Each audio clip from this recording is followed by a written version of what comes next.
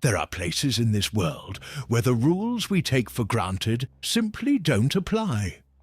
Places where the boundary between what we know and what we fear becomes terrifyingly thin. Bray Road in Wisconsin is one of those places. Picture this: a 4-mile stretch of cracked asphalt cutting through America's heartland. Dairy farms on either side, cornfields stretching to the horizon. Nothing remarkable, nothing that should make your pulse quicken. And yet, truckers with decades of experience refuse to make deliveries there after sunset. State troopers, men and women trained to handle the worst humanity can offer, admit to an unshakable sense of dread when they patrol that particular route. Even GPS systems seem to know something's wrong. They'll route drivers around it without explanation, as if the technology itself has learned to fear what lurks along that lonely road. The locals don't talk about it much, not to outsiders anyway, but when they drive through after dark, they lock their doors. Every single one of them. And if you ask them why, if you press them after they've had a drink or two, they'll lean in close and tell you about the beast of Bray Road. During daylight hours, you might drive down that road and see nothing unusual, just another rural Wisconsin route. Peaceful, ordinary, but stop your car, get out. Walk to the edge of the tree line and look closely at the bark. You'll find something that will make your skin crawl. Deep gouges carved into the wood, 8 to 10 feet off the ground. Too high for any deer. Too deliberate, too purposeful to be weather damaged. Some of these marks are years old, but they look fresh, as if whatever made them returns regularly to sharpen its claws on the same trees. The farmers who own the land adjacent to Bray Road have stories they guard like secrets, stories they only share in hushed voices, usually after enough alcohol has loosened their tongues and dulled their fear of being called crazy. They'll tell you about finding their strongest fences bent outward, the metal twisted and warped as if something massive had pushed through from the inside, not broken, bent, as if whatever did it possessed strength that shouldn't exist in nature. They'll tell you about livestock that vanishes without a trace. No blood, no signs of struggle, no tracks leading away, just gone. Experienced farmers who've dealt with every predator in Wisconsin, from coyotes to the occasional black bear, will look you in the eye and tell you this is different, this is something else entirely.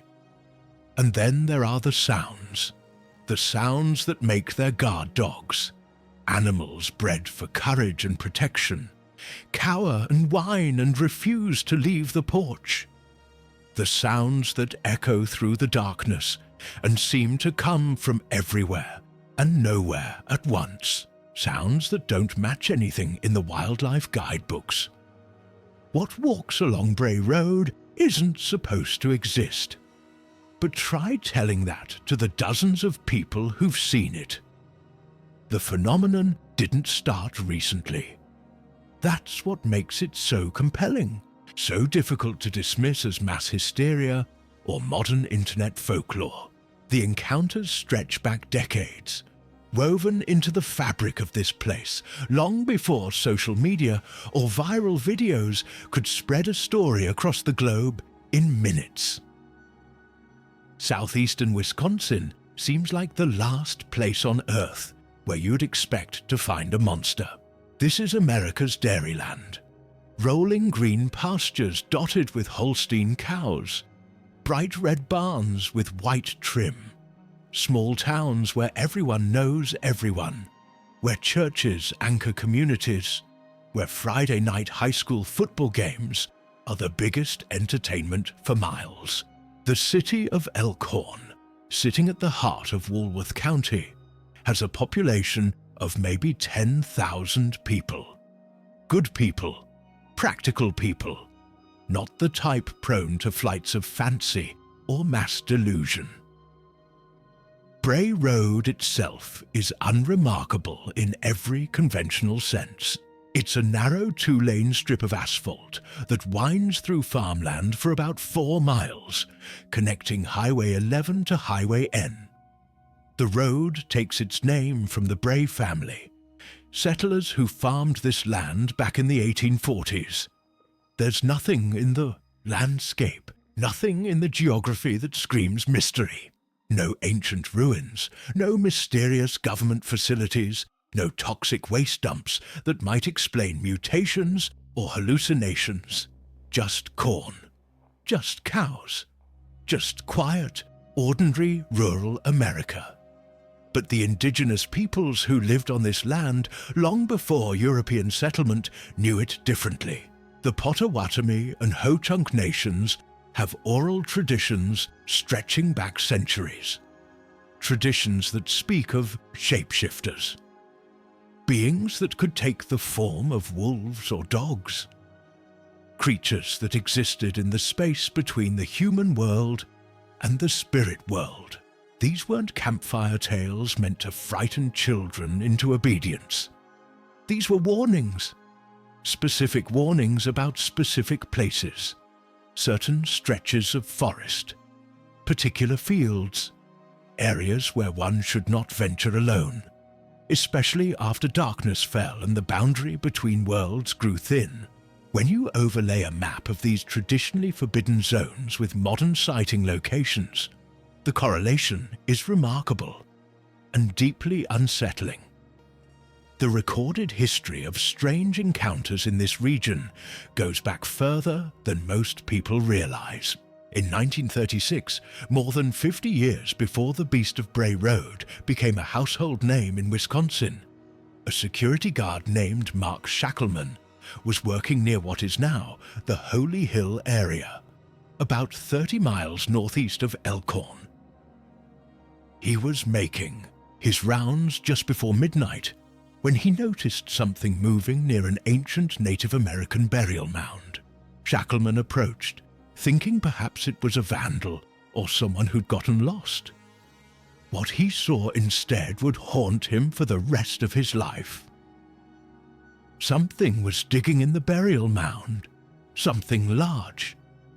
When it sensed his presence, the creature stood upright, rising to a height of nearly 7 feet. It had the general shape and posture of a man, but it was covered entirely in dark hair. Its face was elongated, resembling a wolf or perhaps a large dog. The proportions were all wrong, caught somewhere between human and animal in a way that Shackleman's brain couldn't quite process.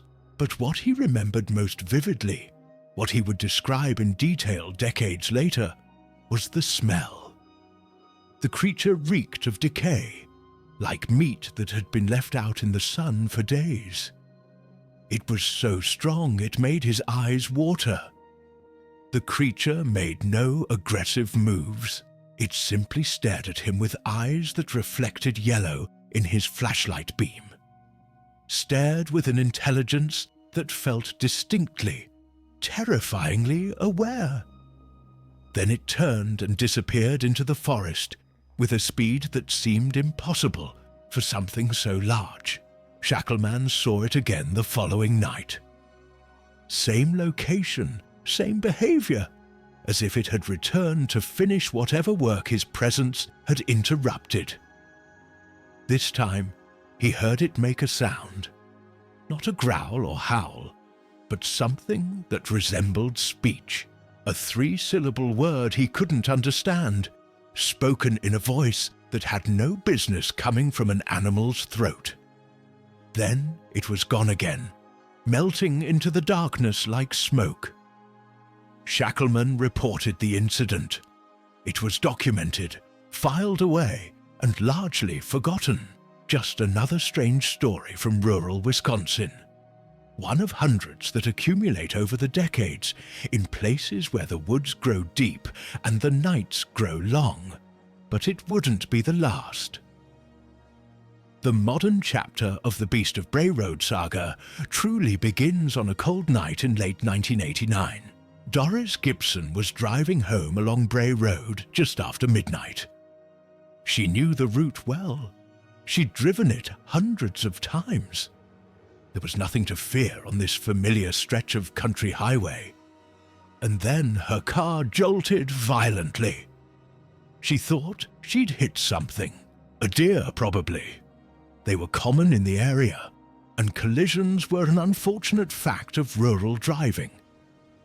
Gibson did what any responsible driver would do. She pulled over, put on her hazard lights, and got out to assess the damage. She walked around to the passenger side, looking for dents or blood or any sign of what she'd struck. That's when she felt her car rock on its suspension. Felt the entire vehicle shift as something heavy landed on it. Something had jumped onto her trunk. In the rearview mirror, she could see it. A massive, hair-covered form crouched on the back of her car. The weight of it made the chassis groan. She could hear the metal protesting.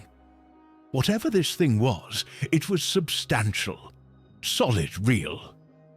Gibson's training as a calm, rational adult evaporated in an instant. Primal instinct took over. She scrambled back into the driver's seat, turned the key with shaking hands, and slammed her foot on the accelerator. The tires screamed. The creature fell or jumped off. She didn't stop to find out which. She didn't stop driving until she reached her house in Elkhorn. Doors locked, windows up, heart hammering in her chest like it was trying to escape. The next morning, in the cold light of day, Gibson examined her car. She found deep scratch marks gouged into the trunk's paint and metal. She also found prints in the dust that covered her vehicle.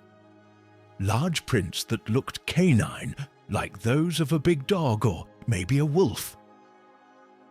But the spacing was all wrong. The stride pattern didn't match a four-legged animal. Whatever made those prints had been walking upright. On two legs. She reported the incident to local authorities. They came out, took photographs, and documented the damage. But what could they say? What explanation could they offer? They filed the report and moved on, leaving Gibson with scratches on her car and nightmares that would last for years. 3 weeks later, it happened again. Different witness, same road, same impossible creature. Lorianne Endredzi was 18 years old, driving home around 1:30 in the morning after a late shift at work.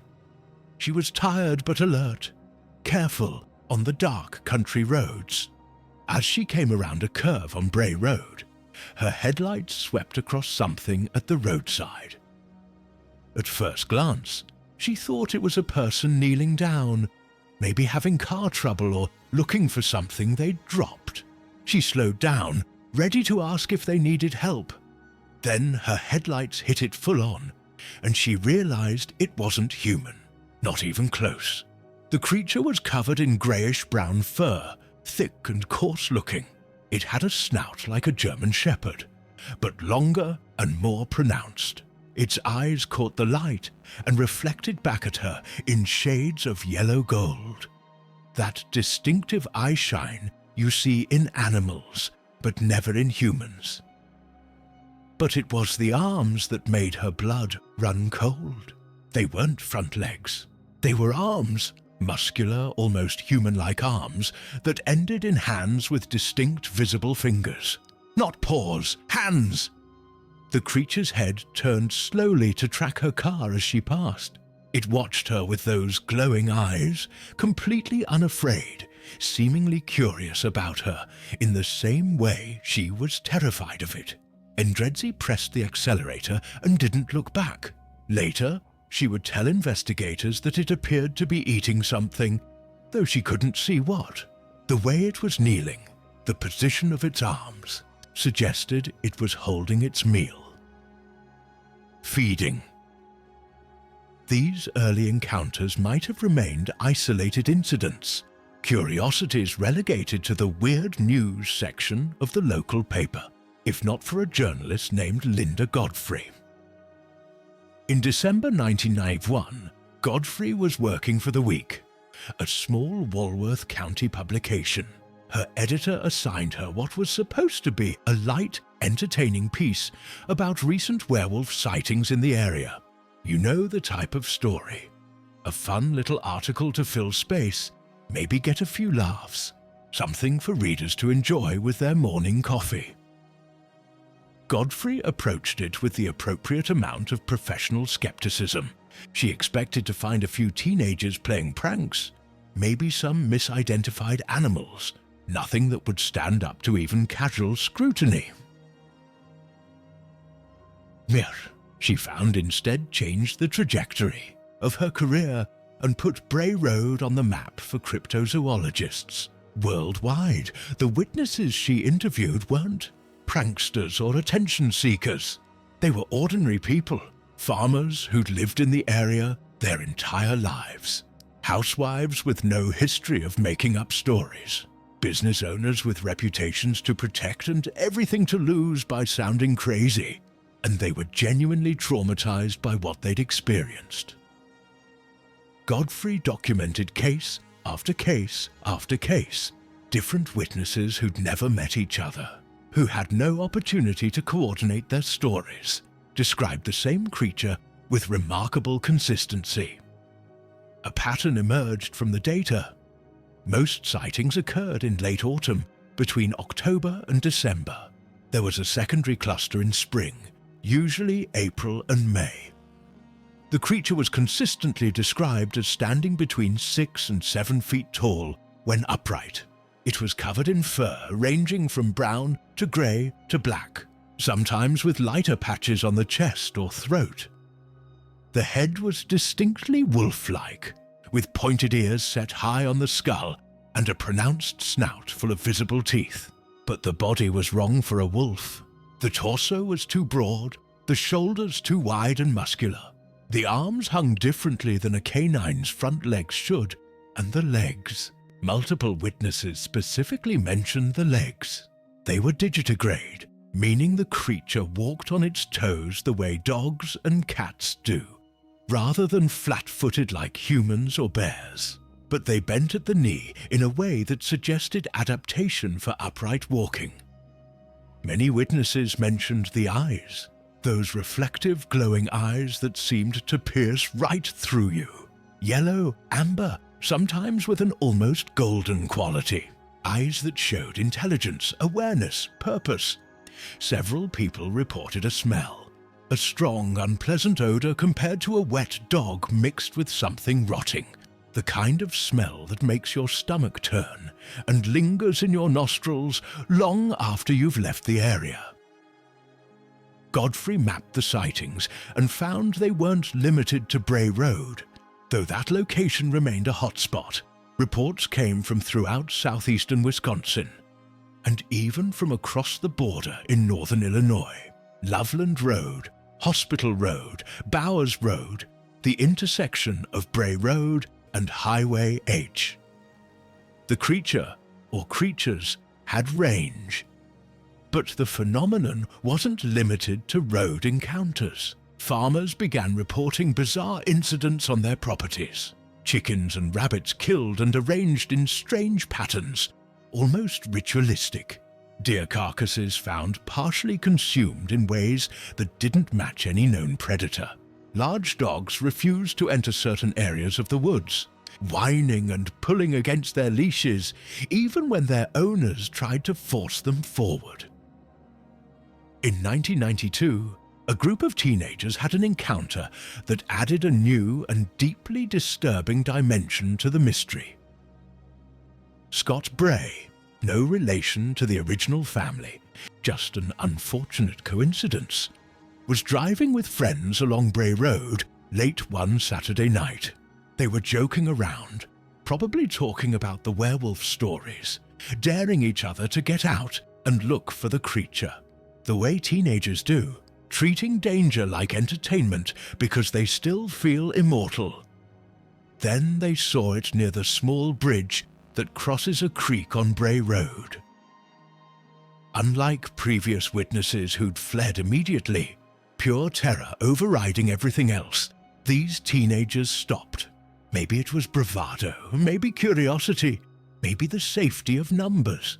They stopped and watched. The creature was walking on all fours when they first spotted it, moving with a loping gait that resembled a large wolf or dog. They watched it for several seconds, and some of them were already starting to relax, already crafting explanations. Just a big dog, just a wolf that wandered down from the north. Nothing supernatural, nothing to really fear. Then it stood up. The motion was smooth, seamless, utterly natural. It rose onto its hind legs and walked bipedally for several yards, as casually as you or I might stand up from a chair. The ease of the transition was what terrified them most. This wasn't an animal awkwardly rearing up on its back legs the way a dog or bear might. This was a creature equally comfortable on 2 legs or 4. A creature that could choose. After walking upright for several yards, it dropped back down to all fours and disappeared into the woods. The teenagers sat in silence for a long moment, their jokes forgotten, their bravado evaporated. Then one of them said, "Drive," and they left. They drove fast and didn't come back.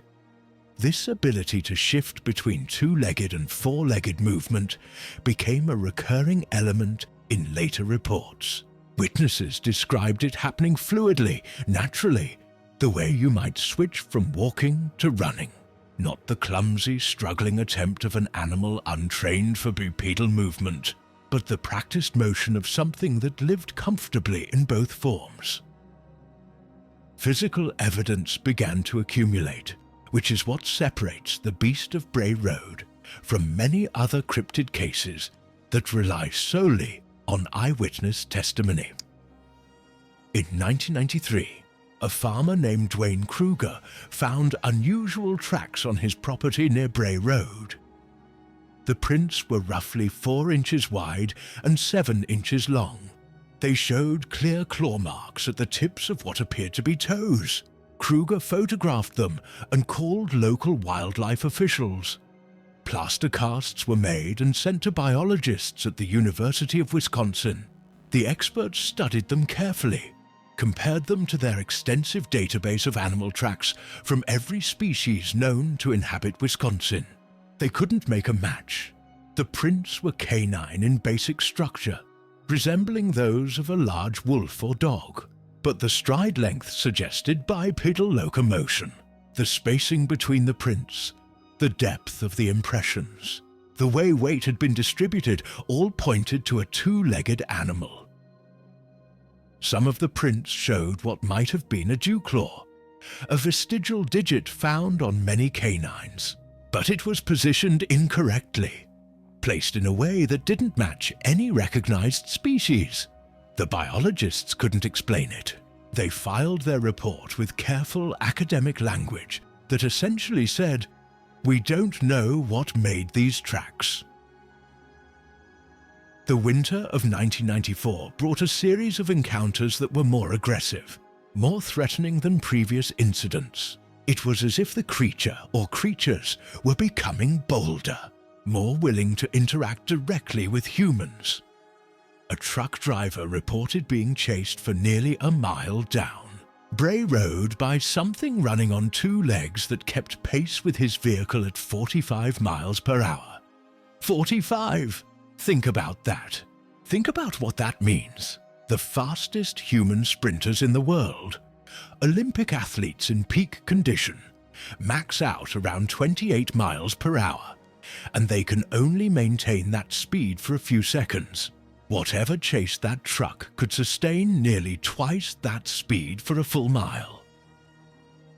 A woman walking her German Shepherd near the Bray Road bridge said the creature emerged from tall grass about 30 feet away. It stood watching her, making no aggressive moves, but also making no attempt to hide. Her German Shepherd, a breed developed for protection and police work, a dog that had never shown fear of anything, pressed against her legs and whimpered until they backed away slowly. The creature just watched, didn't follow, didn't threaten, just stood there and watched with those yellow eyes until the woman and dog were out of sight. Perhaps the most disturbing incident from this period happened to the Blanchard family. They owned a farm directly adjacent to Bray Road. For several nights in November 1994, they heard something large moving around their property after dark. Their motion sensor lights would trigger, flooding the yard with bright LED light. But by the time anyone made it to a window to look out, whatever had activated the sensors was gone. Then one night, their teenage daughter saw it clearly. She'd been in her second-floor bedroom, unable to sleep, staring out her window at the moonlit farmyard. Movement caught her eye near the chicken coop. At first, she thought it was her father checking on the animals. Then she realized her father was downstairs watching television. She could hear the TV through her bedroom floor. The creature was standing upright near the coop, its head turning slowly from side to side, as if scanning the area or perhaps scenting the air. She watched for several minutes, frozen in place, too frightened to move or call out or even look away. When it finally walked away, it moved with a strange, loping gait. She later told her parents it looked almost like a person pretending to be an animal, like something that was mimicking the movement of a wolf without quite getting it right. The next morning, the family found their chicken coop's wire fence had been pulled apart. Not cut with wire cutters, not damaged by rust or weathering, but physically pulled apart.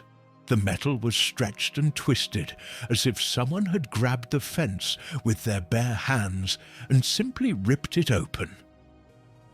Several chickens were missing. The ones that remained were huddled in the far corner of the coop, and many had stress-induced feather loss. Birds don't lose their feathers from mere fright. They have to experience sustained, intense terror. The Blanchard family installed security cameras. They invested in better lighting, stronger fences. The creature never returned to their property, at least not when the cameras were running. Interest in the beast of Bray Road exploded when national media picked up the story in the mid-1990s. Television crews arrived from major networks. Cryptozoologists descended on Elkhorn with thermal, imaging cameras, audio recording equipment, and infrared sensors. Weekend tourists cruised slowly down Bray Road, hoping for a glimpse, turning a quiet country lane into something resembling a low-speed parade. This sudden attention had an unexpected side effect. People who'd kept quiet about their own experiences, afraid of ridicule or disbelief, began coming forward. A mail carrier admitted he'd been seeing something unusual on his early morning route for years. He just hadn't wanted people to think he was crazy or unstable. A sheriff's deputy, speaking anonymously because he feared for his career, revealed that the department had maintained an unofficial file of unexplained animal reports dating back to the 1970s. Dozens of cases that didn't fit any known wildlife. Carefully documented, but never publicly acknowledged. The increased attention also brought skeptics and attempts at rational explanation, which is healthy and necessary. Extraordinary claims, require extraordinary evidence, and it's important to rule out ordinary explanations before leaping to extraordinary ones. Some proposed that witnesses were seeing black bears. Wisconsin had a small black bear population, and bears can stand on their hind legs. But black bears had been functionally extinct in southern Wisconsin since the 1860s. The few bears that remained lived in the northern forests, hundreds of miles away, and bears don't walk for extended distances on two legs. They rear up briefly to look around or reach something, then drop back down to all fours. Others suggested very large dogs or wolf-dog hybrids. People do keep exotic pets, and sometimes those pets escape. But this didn't account for the creature's size, which exceeded even the largest dog breeds. It didn't explain the seamless transition between bipedal and quadrupedal movement. And it didn't explain why such a dog would consistently appear in the same geographic area over decades without ever being caught, collared or identified. A few researchers proposed that the beast might be a surviving population of dire wolves, prehistoric predators thought to have gone extinct 10,000 years ago. It was an intriguing theory, but dire wolves were quadrupedal animals. There's nothing in the fossil record to suggest they could or would walk upright. None of these explanations accounted for all the reported characteristics. None of them could explain the consistency of sightings across decades from witnesses who had no contact with each other. In 2003, new evidence emerged that seemed to bridge the gap between eyewitness testimony and physical proof. Jamie Marker, a young man in his early 20s, was driving on Highway H near its intersection with Bray Road.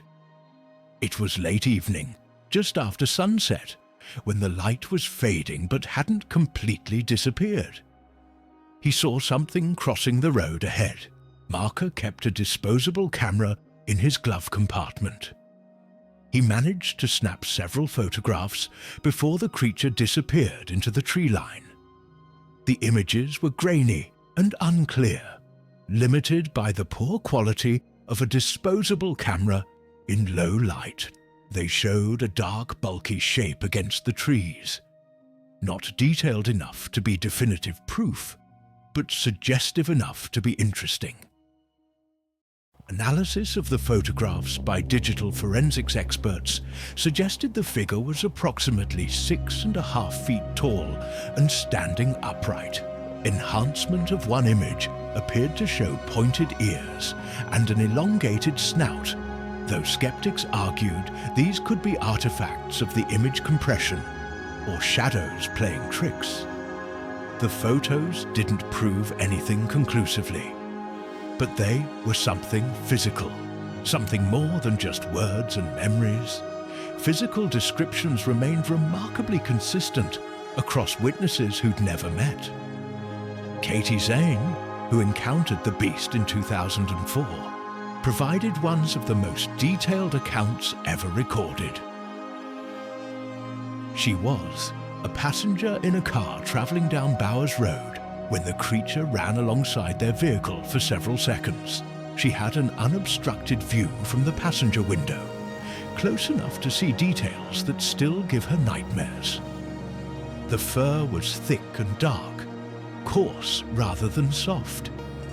It looked more like the wire-haired coat of some dog breeds than the sleek fur of a wolf. The shoulders were powerfully built, too broad and muscular for any normal canine. The arms hung lower than a dog's front legs would, and she could see them moving, pumping in a running motion that looked disturbingly human. But what haunted her most were the eyes. She made eye contact with the creature as it ran beside the car. Those yellow-gold eyes looked directly at her, and she saw intelligence there. Not just animal awareness, but something more. something that understood it was being observed and was observing in return. It was studying us, she told investigators, the same way we were studying it. The phenomenon wasn't limited to visual sightings. Strange howls were recorded throughout the area by both amateur investigators and professional wildlife biologists. The vocalizations couldn't be matched to any known species. They were lower in pitch than coyote calls, but higher than wolf howls. They had an unusual warbling quality, almost musical in a disturbing way. Some recordings captured what seemed to be responses from multiple individuals, suggesting more than one creature might be involved. Trail cameras set up by hunters occasionally captured ambiguous images, dark shapes at the edge of the frame that didn't quite match any recognized animal, glowing eyes reflecting the camera's infrared flash, blurred movement that might be a deer or might be something else entirely. In 2006, a construction crew working on a new subdivision near Bray Road made an unusual discovery. While excavating for a foundation, they unearthed several large bones. The bones appeared to be from a canine, but they were unusually robust and large. The skull in particular was fascinating to the forensic team that examined it. It showed a blend of wolf-like and almost primate-like features, with a pronounced sagittal crest and massive jaw musculature attachment points. But more intriguing were the postcranial bones, particularly the pelvis and femur. They showed adaptations that suggested bipedal locomotion. The hip socket was oriented differently than in normal canines. The femur showed muscle attachment points consistent with upright walking. The workers contacted local authorities. The Kio bones were carefully excavated and sent to the University of Wisconsin for comprehensive analysis. The initial report was puzzling and raised more questions than it answered. Then, before further analysis could be completed, the bones disappeared from the university's secure storage facility, simply vanished. No sign of forced entry, no explanation, no internal investigation that produced answers. The remains were just gone, and with them went what might have been the best physical evidence ever collected. The Beast of Bray Road gained an unusual and credible supporter in 2008. Steve Meyer, a retired DNR wildlife biologist with over 30 years of field experience, went public with his professional opinion. Meyer had investigated numerous sighting reports during his career. He'd approached each case with scientific skepticism, looking for rational explanations. In most cases, he'd found them. Misidentified bears, large dogs, deer in unusual lighting conditions. But after examining physical evidence and interviewing dozens of witnesses, Meyer reached a conclusion that surprised even him. He believed something unusual was happening in southeastern Wisconsin, something outside the categories of recognized wildlife. He stopped short of endorsing any particular theory about what the creature might be. But he stated publicly that dismissing all reports as misidentification or hoax was intellectually lazy and scientifically irresponsible. Coming from someone with his credentials and reputation, the statement carried significant weight. Modern technology added new dimensions to the investigation. In 2011, a team of researchers used military-grade thermal imaging equipment to scan the woods around Bray Road over several consecutive nights. They detected multiple heat signatures moving through the forest. The signatures didn't match the thermal profiles of deer, coyotes, or any other expected wildlife. One signature appeared to stand upright for extended periods. remaining motionless for up to 15 minutes at a time, as if watching or waiting. Then it moved rapidly through dense undergrowth that would slow a human to a crawl. Whatever it was moved with a speed and efficiency that suggested complete familiarity with the terrain. The team also recorded unusual electromagnetic fluctuations in areas where sightings were most commonly reported.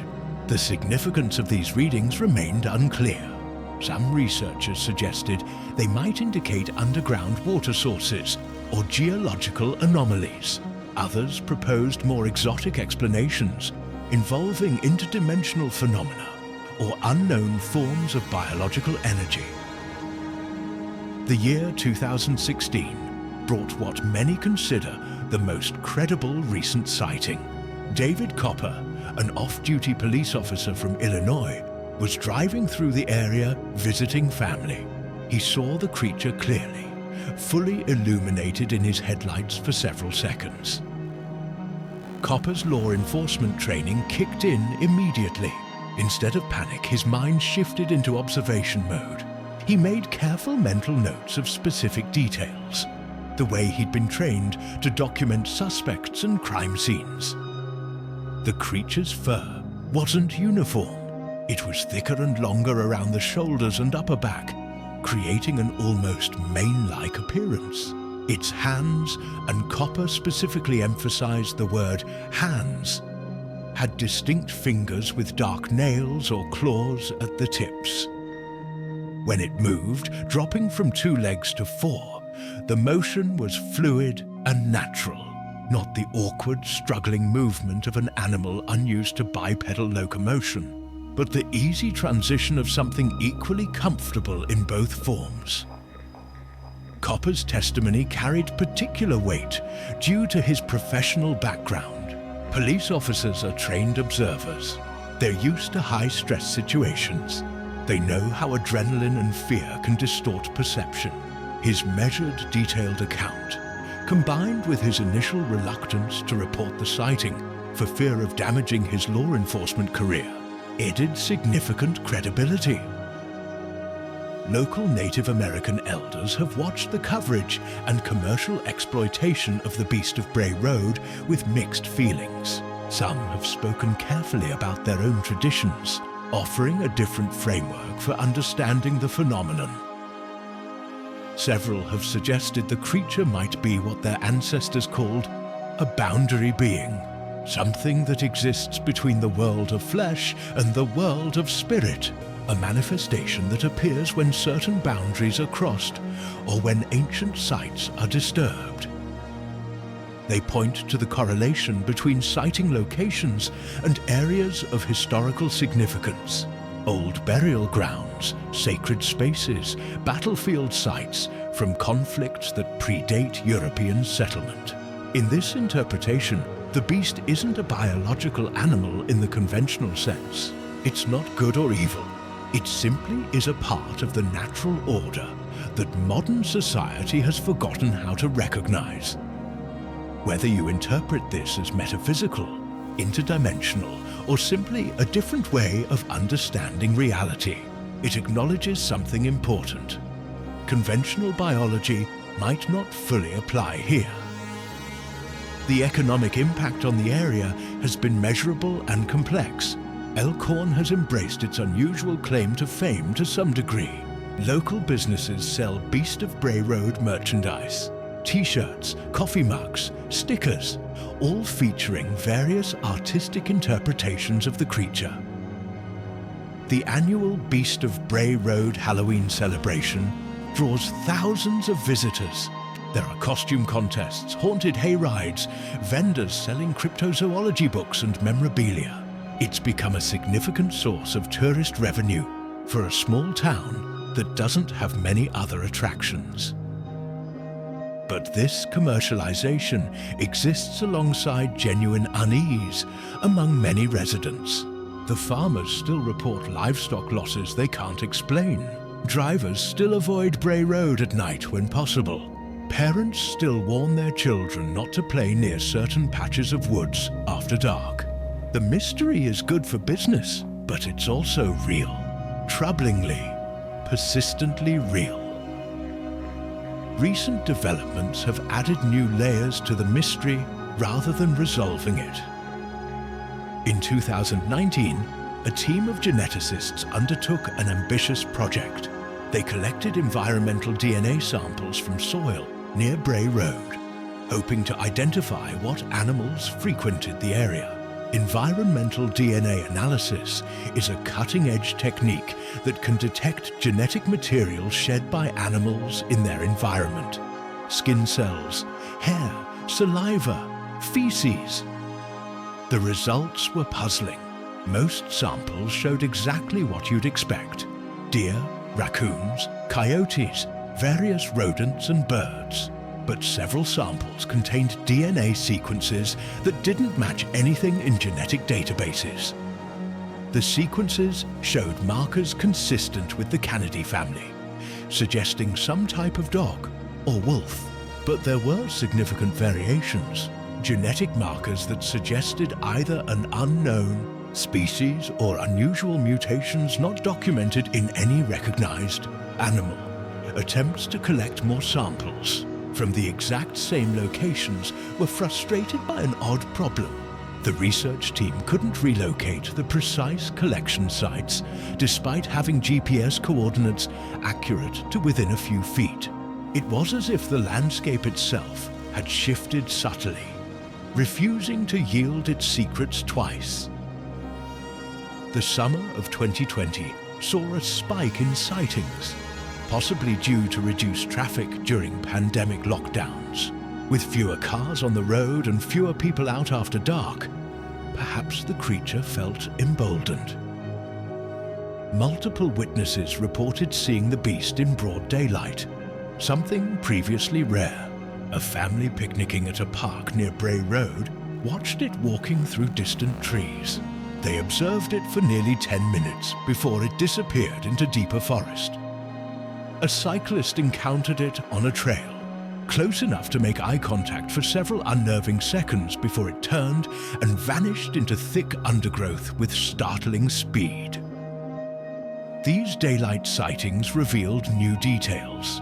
Witnesses described a gait unlike any animal they knew, a movement pattern that combined elements of human and canine, locomotion in a way that was deeply unsettling too. Watch analysis of all reported sightings over the decades reveals interesting patterns and correlations. Encounters spike during certain lunar phases, particularly the 3 nights around the new moon, when darkness is deepest and most complete. They increase during the traditional mating seasons for wolves, October through December, even though no wild wolves have been confirmed in southern Wisconsin. Many sightings occur near water sources. Streams, ponds, small marshes dot the agricultural landscape.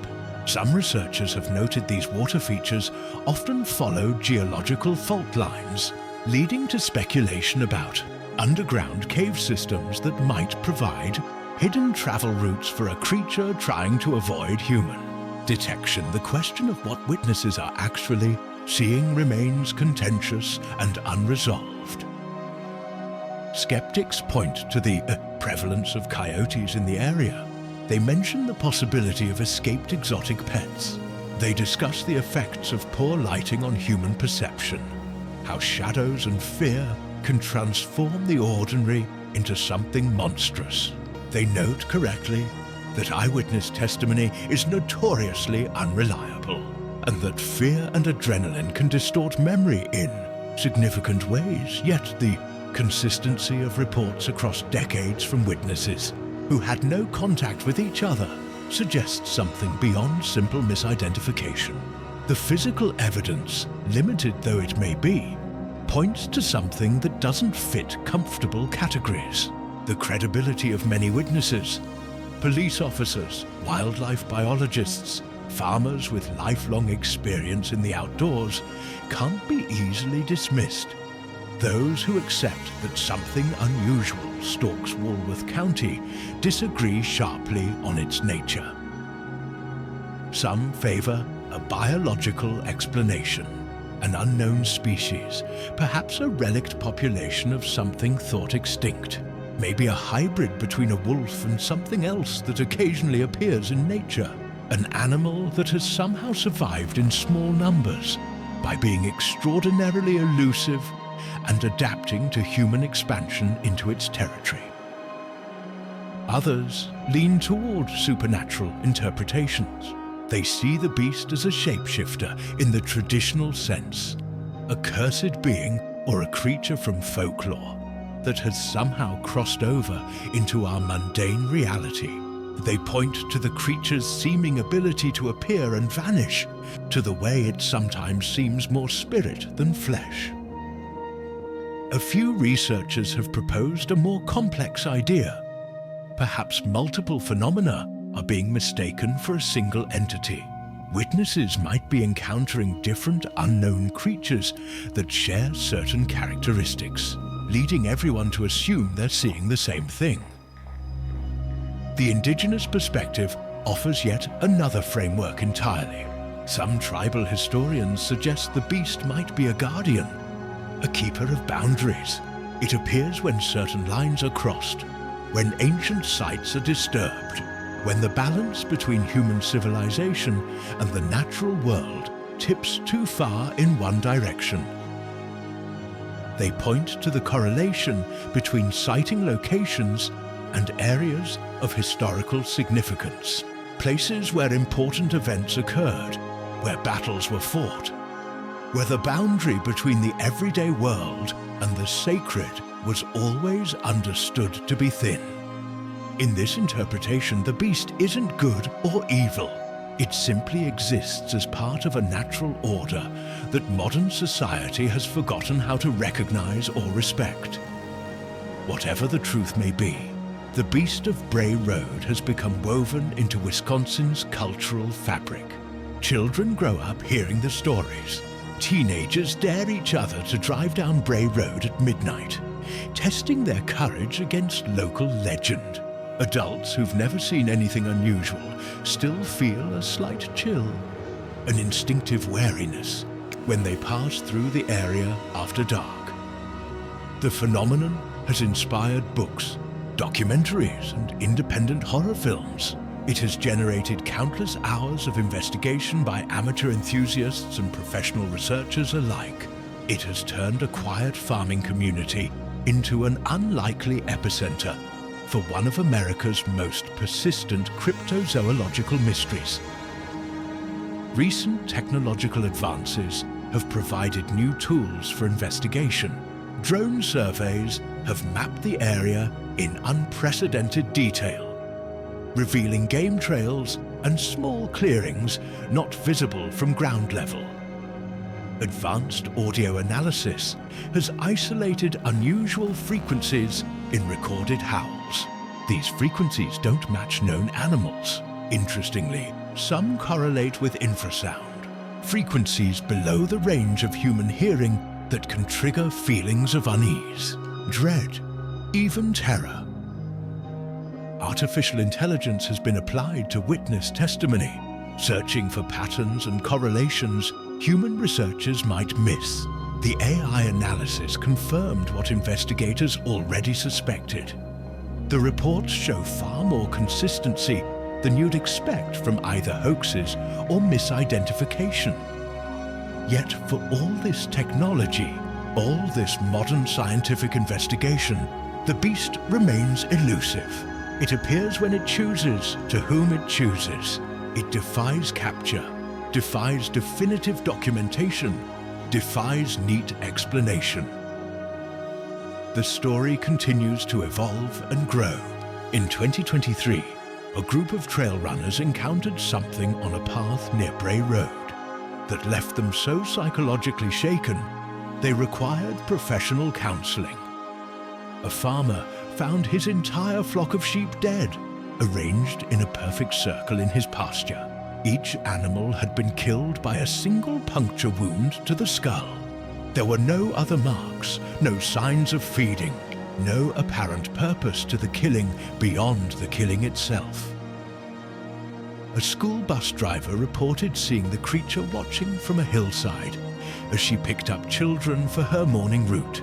It stood motionless, silhouetted against the dawn sky until the bus passed. Then it was gone. Each incident adds another piece to a puzzle that refuses to resolve into a clear picture. The mystery deepens rather than clarifies, expands rather than contracts. Some researchers have noted that the Beast of Bray Road shares characteristics with similar cryptids reported elsewhere in the country. Michigan's Dogman, the Werewolf of Defiance, Ohio, the Rougarou of Louisiana, all describe creatures with similar features. Bipedal canines, intelligent eyes, the ability to seemingly vanish at will. This has led to theories about a widespread but undiscovered species, or perhaps migration patterns we don't understand. Maybe these aren't separate phenomena at all, but manifestations of something larger, something with a range that spans multiple states. The connections remain suggestive rather than conclusive, patterns that hint at larger truths without quite revealing them. The impact on witnesses is often profound and lasting. Many report nightmares, persistent anxiety about driving at night or being outdoors after dark. They experience a fundamental change in how they view the natural world and their place in it. Some become obsessed with understanding what they saw, spending years researching, returning to sighting locations, trying to make sense of an experience that defies sense. Others never speak of their encounters except to the closest family, carrying the experience like a heavy secret that grows heavier with time. A few claim that seeing the beast changed them in ways they struggle to articulate, as if the encounter opened a door in their perception that can't be closed, leaving them permanently aware of mysteries and possibilities they were previously blind to. Local law enforcement maintains an officially neutral stance on the phenomenon, but talk to individual officers off the record after their shift ends, and you'll hear stories. Reports of unusual animal sightings are logged and documented, but not actively investigated unless there's property damage or a credible threat to public safety. The file of unexplained incidents grows thicker every year, stored in a cabinet in the sheriff's office basement. Deputies know which areas generate the most reports. They know which residents call repeatedly about strange sounds or glimpses of something that shouldn't exist. They respond professionally, document carefully, offer reassurance where they can, and privately, quietly. Many of them wonder what really prowls their jurisdiction after dark. As investigations continue, new questions emerge faster than old ones are answered. Why do some people have multiple sightings, while others who actively search never see anything? What determines when and where the creature appears? Is it a single entity, somehow surviving for decades? A breeding population that has mastered the art of remaining hidden? Or is it something that exists outside our normal understanding of biology?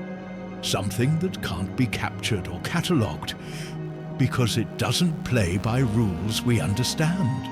How do we reconcile physical evidence like tracks and hair samples with the creature's apparent ability to vanish without a trace, leaving no DNA, no clear trail, no definitive proof of its existence?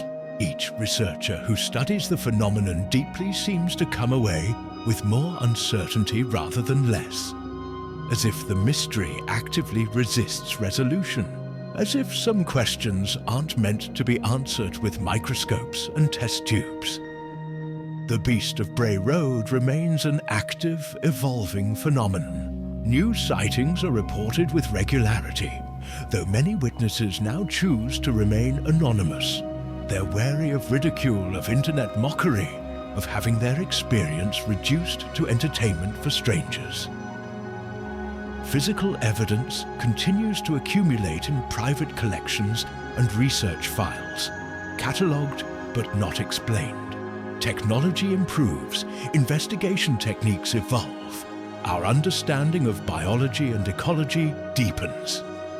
Yet the essential mystery persists. Something moves through the darkness of rural Wisconsin, something that walks the boundary between known and unknown, between science and folklore, between what we accept as real and what we fear might be. Something that watches us as intently as we search for it. The road itself has changed over the decades. It's been widened, repaved, straightened in places. New houses line stretches where once only farmland spread to the horizon. The landscape has been tamed, made safer, brought under human control. But drivers still slow down at certain curves. They still check their mirrors more frequently than necessary. They still feel a subtle relief when they reach the main highway and leave Bray Road behind. The beast, if that's what it is, has adapted to the changes. It appears in new locations as development encroaches on traditional sighting areas. It maintains its presence while remaining just beyond definitive proof.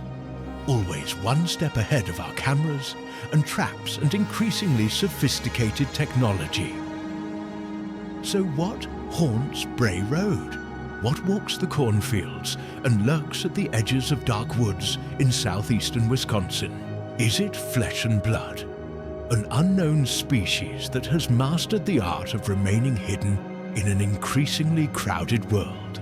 Is it something more ephemeral? A manifestation of collective fear, or forces we don't yet understand?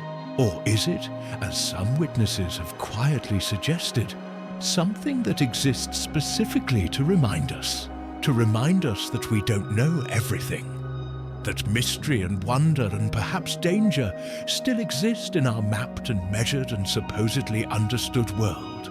The answers remain as elusive as the creature itself, waiting somewhere in the Wisconsin darkness. The investigation continues. Researchers set new camera traps, analyze fresh evidence, and interview recent witnesses. Each hopes to be the one who finally solves the mystery, who captures definitive proof or explains away the phenomenon once and for all. But the beast of Bray Road has evaded such resolution for decades. It exists in that twilight space between myth and reality, between what we know and what we fear might be true. And maybe, just maybe, that's exactly where it belongs. Have you ever driven down a dark rural road and felt watched? Have you dismissed a glimpse of movement as imagination, written off a strange sound as wind or ordinary wildlife? The witnesses of Bray Road once thought the same thing, until they couldn't dismiss what they saw any longer, until their certainty about how the world works shattered like glass, leaving them forever changed. Their stories stand as testimony that our world still holds genuine mysteries, that not everything can be explained by current science or comfortable skepticism, that sometimes in the quiet places we've forgotten to fear, the impossible waits patiently to be seen. Whether you believe their accounts or not, one fact remains undeniable. Something has been happening around Bray Road for a very long time, and it shows no signs of stopping. The beast is still out there, still watching, still waiting, and Bray Road remains, as it has always been, a place where the rules don't quite apply, where the boundary between worlds grows thin, where ordinary becomes extraordinary in the time it takes your headlights to sweep across something that shouldn't exist.